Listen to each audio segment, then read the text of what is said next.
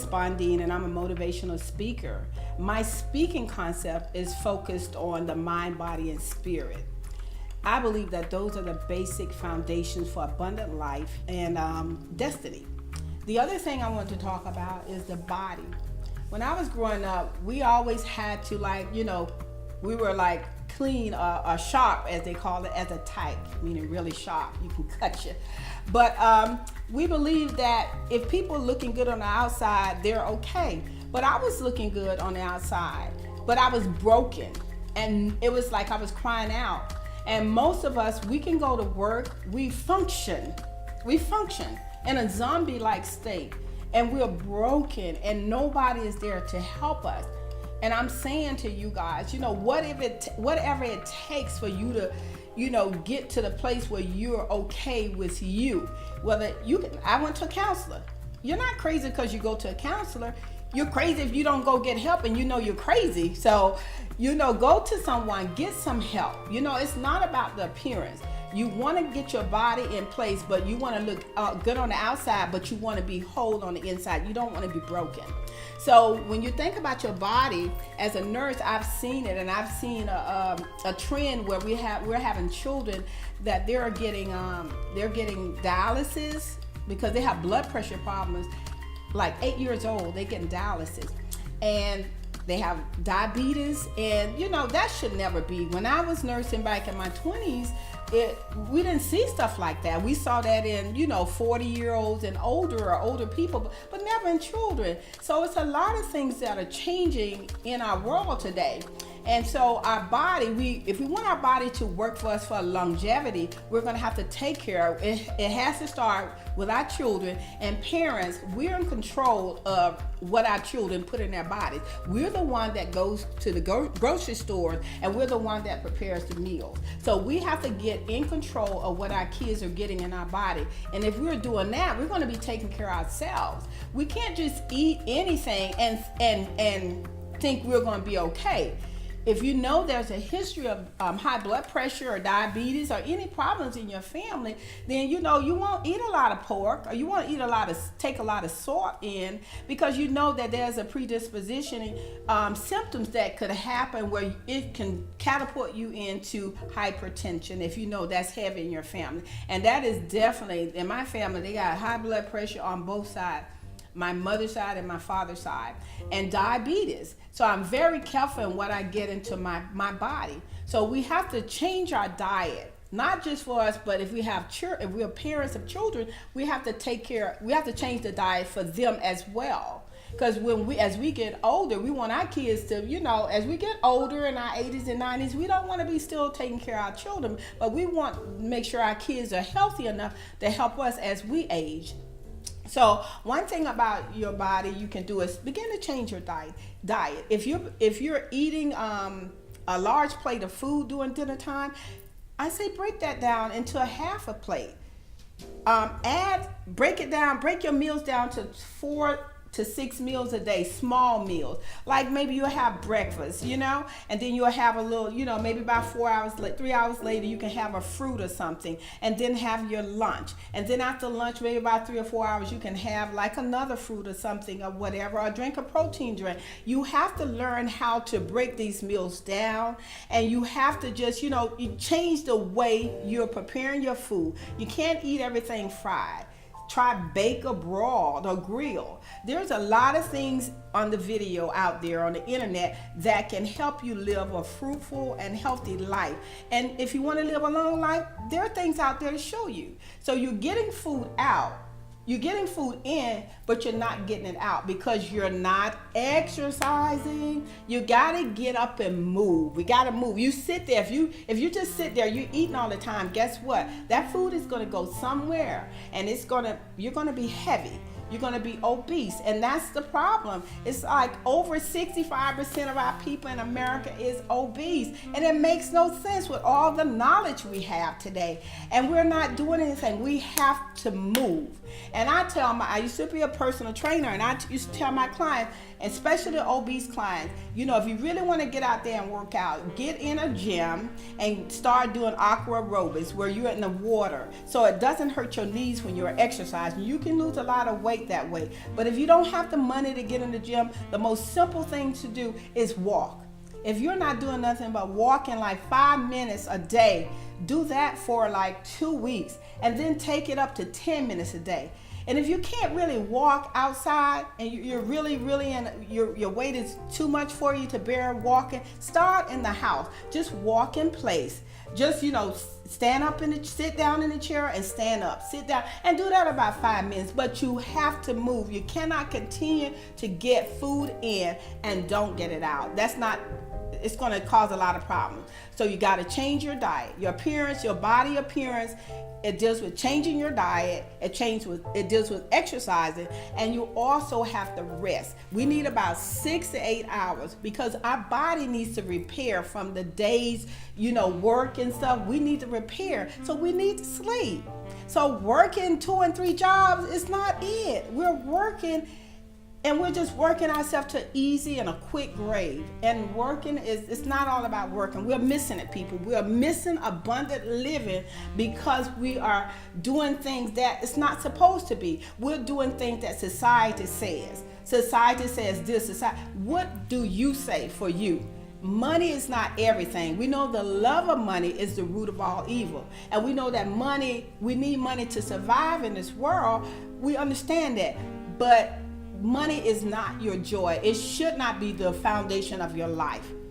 Have you ever heard, of people that were janitors and maids, when they died, they left millions of dollars? And you're trying to figure out, they only made like $50 a week, but then they died and they left millions of dollars. So it's not, getting out there and working and making all the money. It's how you use what you have. And I think we're missing it because we're working so hard. And we're just thinking that money is it. Money helps with our living. Of course it does. But we're not rooted in money. When we get to that point, then we lose what life is all about. So I think that, we're a lot of us are missing it. And we're in a situation, our economic status, it is kind of bad. It's no jobs or whatever. So what you have to do, what I want you to do, is to begin, who's to say? You could be the next person that creates the mega business or whatever, So come on, we got to get it together. But you got to get your mind in order. You have to get your body in order. Now, the last part I'm going to talk about is the spirit, the mind, body, and spirit. And I'm not going to touch that too much right now. I will later on. I'll have several videos coming up. But the spirit, I think that's the powerhouse. Everything is spiritual, but we don't see it. So in the spiritual, to strengthen your spirit man, is to meditate. And what I did was, when I started meditating, all my kids had actually left. They were finally gone, and I was traveling as a nurse. And I was in this they set me up in this nice place and in Buckhead, and it was beautiful, and I just thought I was a princess. Things were just popping for me, but I was lonely. And so what I did, I began to meditate. I tried sitting on the floor and doing the yoga pose and, whatever, chanting or whatever. That didn't work for me. And, chanting does work for some people. And so I just sat in a chair. And I sat in that chair for 5 minutes the first week. And when I sat in that chair, it was cathartic for me because it allowed me to capture my thoughts, and I would think about one thing. And when I thought about that one thing, each time it would come up, what was coming up was forgiveness. So the meditation allows for you to realize things that shouldn't be. And I realized through meditating that I was not one to easily forgive. I was holding on a lot of stuff. Even from childhood, and I had a happy childhood, but I was holding on from stuff from, when I was younger, even in my marriage, that I wouldn't let go of, and I didn't know how to let go of. But doing meditation, I was able to let go of things, those negative energies, and I was able to start to build on positive energy. So meditation, you can start with a chair. I eventually wind up sitting in a chair, being peaceful for like 30 minutes. You can take it how long you want to, but just start in a chair. TV off, phone off, just quiet. And I would sit somewhere where the sun was coming in, and I would have the patio door open, and I would just sit there and I would just meditate. You can close your eyes or whatever, but to build that spirit up, to get rid of the negativity and within you. It will let you know what's going on in your heart, in your soul. It will let you know what's going on within. And as I said, also I did the yoga, and that was really cathartic for me. Also, I went to church, and I don't know what, some people go to church. I don't know what you all do, but find somewhere, that can help feed your spirit. I read a lot of books, studied the Bible, looked at videos, and self-help things that will help me spiritually to grow. So I hope you have gotten some from this video. This is just an introduction. I just think that, we look at destiny and we look at abundant living with money, and that's not it. I've learned it the hard way that for me, abundant living is just having enough to live and to make sure myself and my family's okay, and being able to bless someone else. But also my health. If I'm healthy and I'm feeling good, I smile. Even when I'm sick, I smile. But when I'm healthy, when you got your health, and being a nurse, I've seen people that have begged God to give them health. And I don't know what kind of life. My father, he died of esophageal cancer. He had lung cancer and esophageal. It started in his lungs.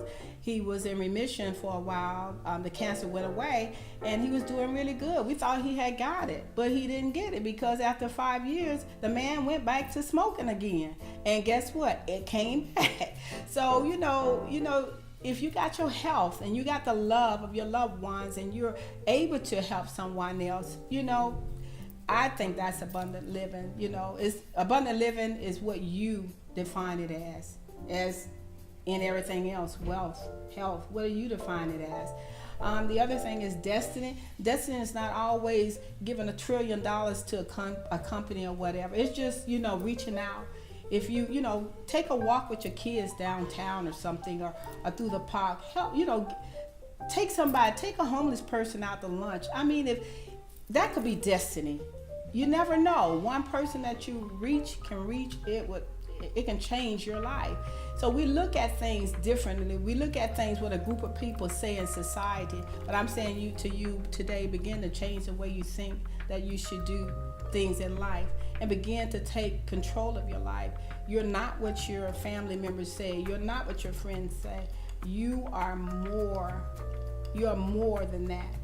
You have destiny. I believe you do. But we have to get things in control. You got to get yourself in control. You have to learn how to make decisions, sound decisions. You got to get to a place of peace, because you never know. You could be the next person to solve the situations that we're going through in our present world. You never know. So I thank you, and I hope to see you soon. Have a great one.